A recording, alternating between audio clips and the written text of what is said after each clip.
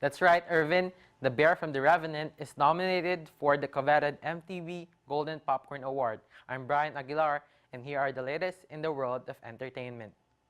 As I mentioned, the nominees for the MTV Movie Awards have been announced today.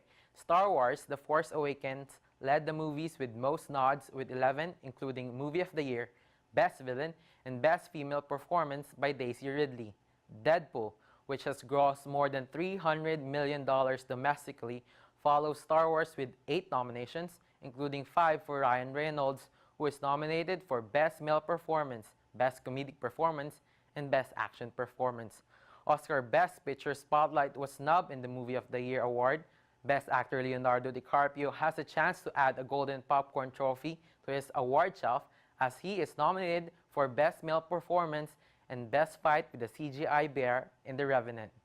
Fans can start voting for their favorites at movieawards.mtv.com until March 20. The 25th edition of the MTV Movie Awards will be hosted by Dwayne "The Rock" Johnson and Kevin Hart on April 10th.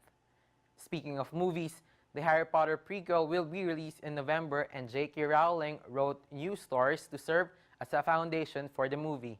Rowling has launched a 4-part series called Magic in North America that will serve as a backstory for the upcoming film Fantastic Beasts and Where to Find Them. The first installment of the series, entitled History of Magic in North America, has been released today on Pottermore. It examines the early days of the magical community in North America and how witches and wizards used magic before they adopted wands. In the next 3 days, a story will be released on Pottermore at 9 a.m. Eastern.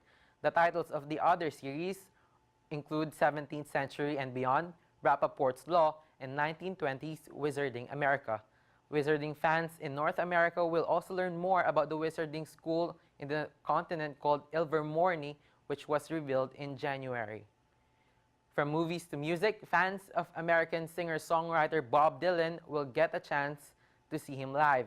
Dylan has announced a summer tour in support of his new upcoming album, Fallen Angels. It is a follow-up to last year's Shadows in the Night, an LP of Frank Sinatra covers. Dylan and his band will kick off the U.S. tour on June 4th in Woodinville, Washington. The 27-leg tour will conclude on July 17th in New Hampshire. The tour will feature Mavis Staples as the opening act. According to Dylan's site, all fans that will purchase tickets to the tour, with the exception of Indianapolis and Boston, will get a redemption code to receive a CD copy of the new album. Fallen Angels will be released on May 20th. Meanwhile, fans of the band AC/DC received some bad news on Monday. AC/DC is postponing the rest of their U.S. tour after the band's lead singer was told by doctors he could risk a total hearing loss if he continues the tour. Brian Johnson, the band's lead singer since 1980, received support from fans. In his first record with the band, Back in Black, it became the second best-selling album of all time behind Michael Jackson's Thriller. In a statement, the band said that they are forced to reschedule the 10 upcoming dates on the U.S. leg tour of the Rock or Bust World Tour. It said that they would be made up later this year. Many fans are disappointed because the band also announced in the statement that the tour will continue with a guest vocalist. The band kicked off their European leg of the tour this summer. Moving on to other stories, the date of the civil trial on the privacy lawsuit filed by former pro wrestler Hulk Hogan against Gawker has begun in Florida. Testifying yesterday, Hogan said that he was humiliated by the publication of the video showing him having sex with his then best friend's wife. He also said that he didn't authorize the tape to be made or authorize Gawker to publish it. Hogan is suing Gawker for $100 million in damages for emotional distress and invasion of privacy. Meanwhile, Gawker said that the publication of the video was a legitimate scoop because Hogan has been open about his sex life in public forums such as radio shows and thus protected by the First Amendment.